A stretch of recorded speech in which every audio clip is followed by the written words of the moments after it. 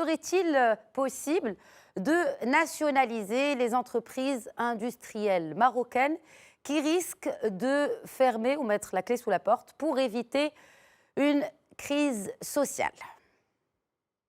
Alors, je réponds à la question.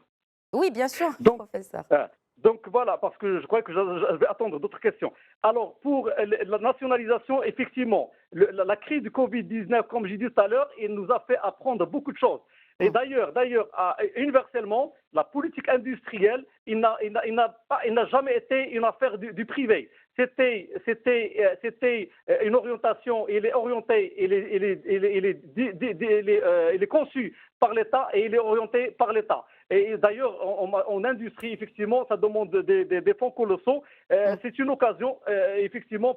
C'est vrai que dans le cadre du partenariat public-privé, on associe le privé, mais je crois que la crise de Covid-19 a montré que l'État est désormais considéré comme le seul rempart face à cette crise humanitaire et la faillite du système. Très bien. Je crois qu'il faudrait nationaliser, effectivement. Il n'y a pas que les industries qu'il faut nationaliser. Il faudrait nationaliser aussi l'éducation et il faut nationaliser la santé. Et vous avez vu comment ils Oui. se comportaient les lobbies des cliniques et les lobbies des écoles privées et aussi des banques, il ne faut pas oublier. Donc je crois Parfait. qu'on a Alors, besoin je pense qu'on encore a, de qu'on beaucoup a, d'États.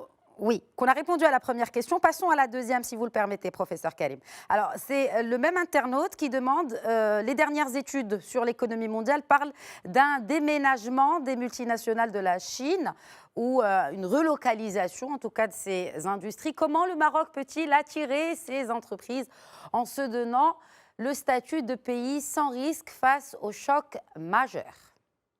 Effectivement, le Maroc, il a beaucoup d'atouts dans ce sens. D'ailleurs, c'est un des pays les premiers en Afrique qui arrive à drainer et à attirer des investissements directs étrangers. Voilà pourquoi, parce qu'il y a déjà des avantages fiscaux dans le cadre des zones franches et il y a aussi une main-d'œuvre qui est abondante et il y a la stabilité politique.